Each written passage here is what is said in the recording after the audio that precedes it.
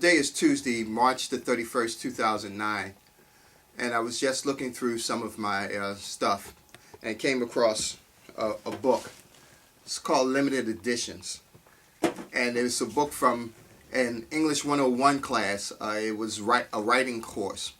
I'm not sure where my interest in writing started. I know as a kid I used to love to read almost anything. I read comic books, I read autobiographies, I would read historical material. Loved to read, always did, novels. But my writing interest probably didn't start until after I was an adult. And because I didn't like grammar and structure and literature and stuff like that. But I had to write for this course. And this may be the only time that I can remember that I've ever been published. So I wrote a short story, and it's called Rabbit in the Yard, and I'd like to share.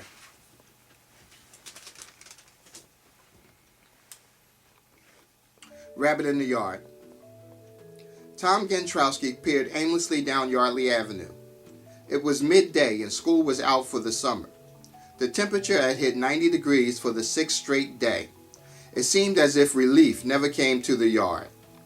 How he wished he could take a dip in a pool full of iced tea, with the ice cubes. On Yardley, he could always find small children amusing themselves with play, as if they didn't have a care in the world. If they only knew. The women on Yardley were proud of their homes, and they were out sweeping their fronts and maybe their neighbors if they were at work. The houses on Yardley were all 50 to 60 years old, but were well built and would last for another 50 or 60 years, if maintained well. But a third of them weren't. Either they were vacant or occupied by families who found it hard to eat and stay warm at the same time during the torrid winter months.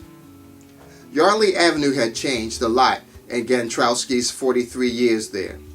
He could close his eyes and return to his childhood days on the yard, when family-owned businesses flourished like violets in his Aunt Helen's garden, or the smell of the aroma of fresh baked bread from Meyer's Bakers, filling the morning air, as sure as the sunrise.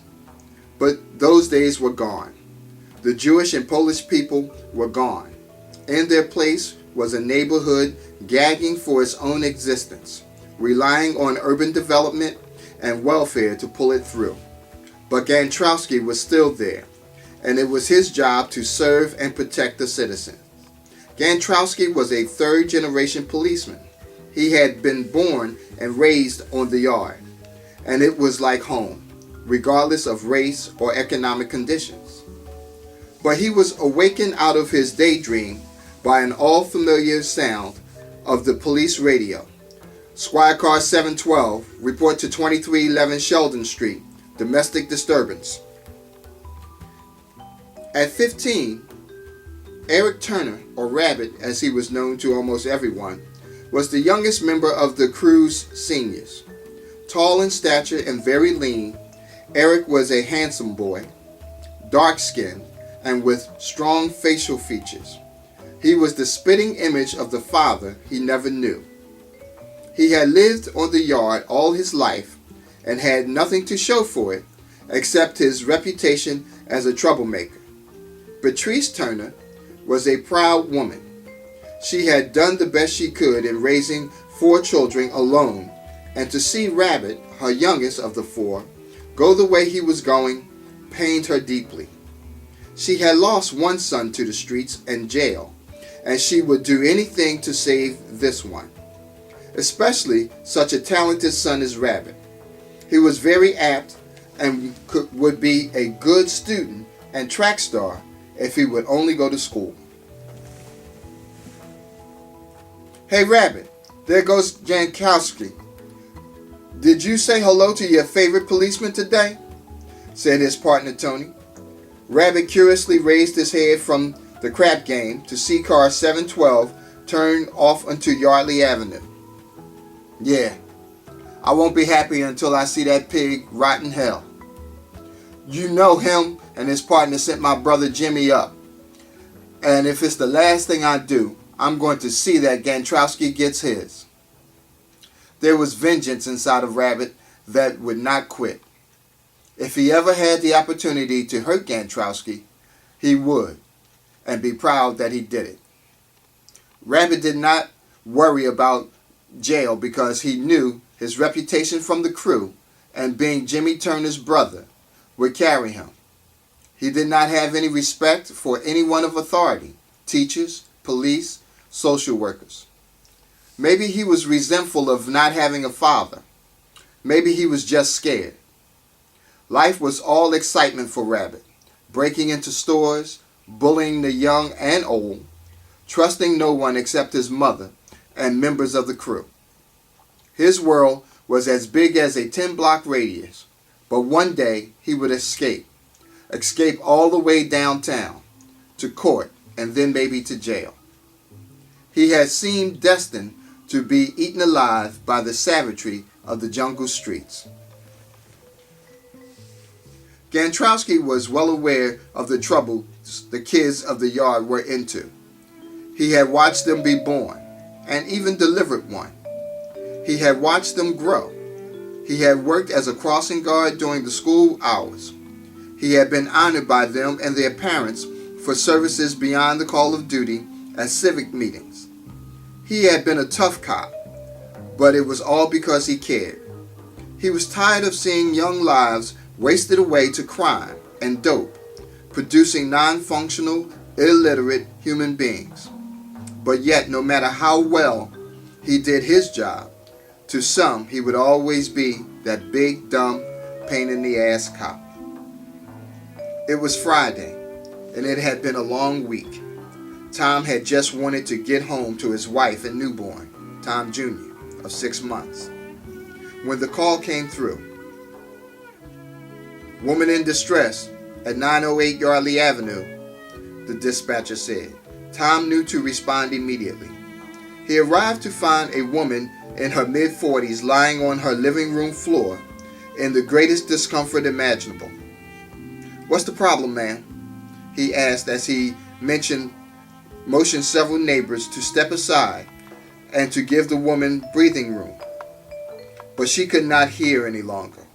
She had slipped into unconsciousness, and her heart seemed to have stopped. Tom had recognized the symptoms and immediately started applying CPR. It would still be several minutes before the rescue squad arrived. In the schoolyard, at the top of the hill overlooking Yardley Avenue, Rabbit was on his way to get a cold beer after collecting his winnings at the crap game. He had won $35 and would treat the crew today and still have money for the weekend. Word reached Rabbit rather quickly. A little girl from a few doors away had run into the schoolyard in panic. "Rabbit, Rabbit, come quick, your mom is sick." Rabbit suddenly had a rush of fear unlike anything he had ever felt before. His heart began beating faster than the time that he had almost been caught trying to break into Saunders Meat Market last winter. He rushed home as fast as his long, thin frame could carry him. By the time he arrived, he found his mother lying helplessly on the living room floor with Officer Gantrowski frantically trying to blow life into the only person that really mattered to him.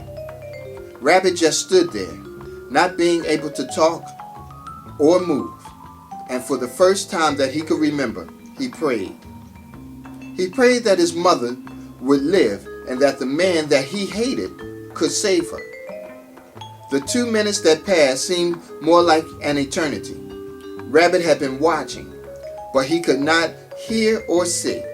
It wasn't until the rescue unit arrived and assured him that his mother would be all right and that he was able to react to anything that was going on in the room.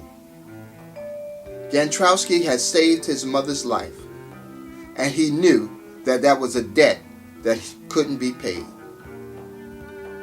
They looked at each other, although neither could speak. They knew what was on each other's minds. Finally, in a raspy voice, Rabbit said, "I never thought you would do anything like this. You saved her life. Thank you."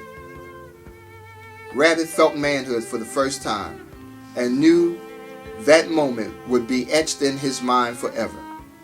Tom Gantrowski acknowledged the young boy, and somehow all the frustration of working the yard had passed, and his heart was filled because he began to have hope for Rabbit. He closed his eyes and took a breath, and then he could smell the fresh baked bread and donuts of Myers again. Tom Gantrowski slept well that night, for he knew come Monday he would be back on the yard. But he also knew some things had changed.